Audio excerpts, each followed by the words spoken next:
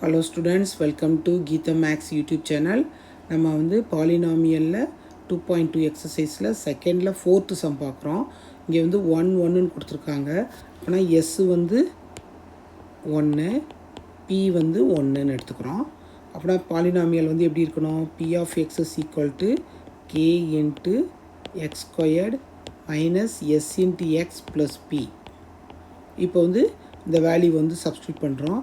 k into x squared minus x plus 1 plus 1 இதை வந்து factorise பண்ண முடியுமா? பண்ண முடியாது. அப்புறம் நம்ம வந்து put k is equal to